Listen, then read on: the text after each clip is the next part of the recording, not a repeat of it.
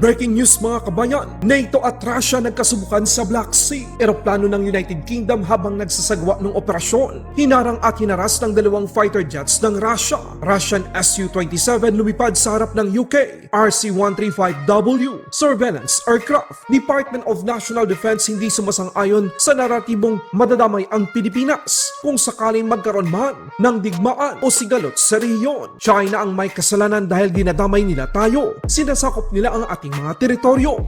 Your Honor, firstly, yung sa salitang hindi po tayo madadama, wala po tayong choice dahil sinasakop ang ating teritoryo ng China.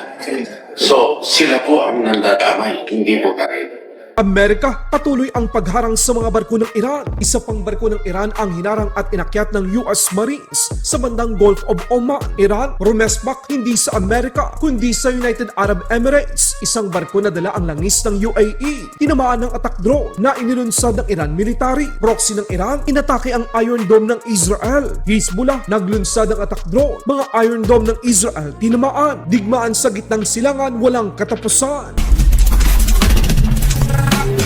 Pinakabagong balita nitong ika-20 ng Mayo taong kasalukuyan, nagkaroon ng komprontasyon sa pagitan ng UK Royal Air Force at Russian Air Force. Ang nasabing eroplano ng United Kingdom ay nasa misyon para suportahan ang operasyon ng NATO Alliance. Inilabas ng UK Ministry of Defense ang footage at mga larawan ng mapangalib na pagharang ng Russian fighter jets sa isang Royal Air Force RC-135W. Nangyari ang insidente sa international airspace sa Black Sea. Kabilang sa mga eroplanong pandigma ng Russia na humarang ay ang Su-35 at Su-27 fighter jets. Ang Russian Su-35 ay lumapit ng sobra na nag-trigger ng emergency system sa RC-135 kasama ang pag-disable ng autopilot. Ang Su-27 naman ng Russia ay gumawa ng 6 na high-speed passes sa harap ng British plane at lumapit ng 6 na metro sa harapan ng UK Royal Air Force RC-135. Tinawag ng United Kingdom ang aksyon bilang dangerous and reckless at unacceptable.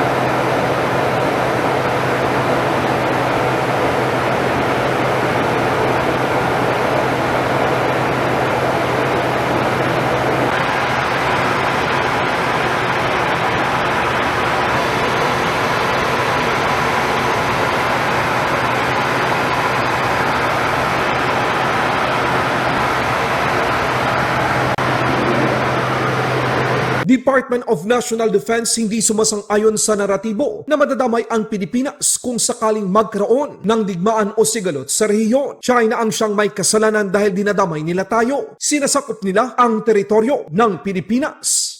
Your Honor, firstly, yung sa salitang hindi po tayo madadama, wala po tayong choice dahil sinasakop ang ating teritoryo ng China. So, sila po ang nandadamay, hindi po tayo. So, it is gaslighting to say madadamay na. At ang pinakamalaking panigurado na hindi tayo madadamay ay maging malakas na deterrent force po tayo. Yun lang ang makakasigurado. And then we can have the magnanimity to deal diplomatically. Ang US Marine mula sa 31st Marine Expeditionary Unit hinarang at inakyat ang isang oil tanker na may pangalang MT Celestial Sea sa Gulf of Oman. Hinarang at pinabalik ng US Naval Blockade ang nasabing barko. Ang UH-1Y Venom utility helicopter na sakay ng USS Tripoli sa unang pagkakataon ang ginamit ng US Marine Corps para sa nasabing operasyon. Hindi pinayagang makalabas ang MT Celestial Sea dahil sa konektado ito sa bansang Iran. Ito na ang ikalimang barko na inakyat ng puwersa ng Amerika sa ilalim ng US blockade. Ang barko ay isang oil tanker at ito ay bahagi ng Iran Shadow Fleet.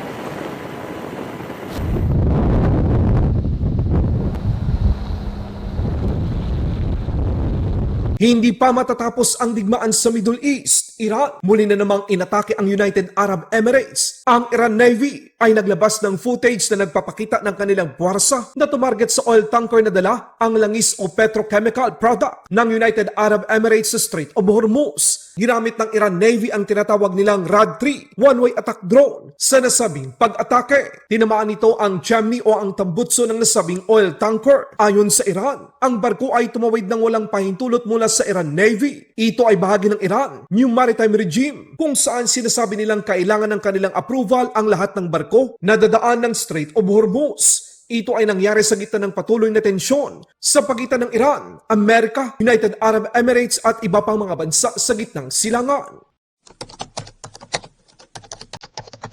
يا فاطمة الزهراء